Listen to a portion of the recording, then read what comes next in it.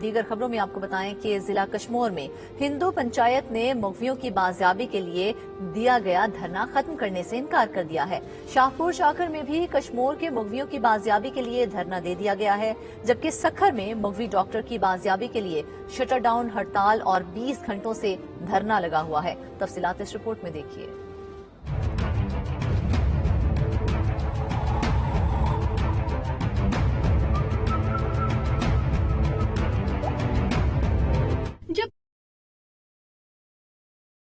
تک آخری مغوی بازیاب نہیں ہوگا، دھرنا جاری رکھیں گے۔ کشمور میں ہندو پنچایت اور سول سوسائٹی نے پولیس کی جانب سے دھرنا ختم کرنے کی اپیل رد کر دی۔ آج 5ویں روز بھی مظاہرین ڈیرا موڑ انڈس ہائی وے پر بیٹھے ہوئے ہیں۔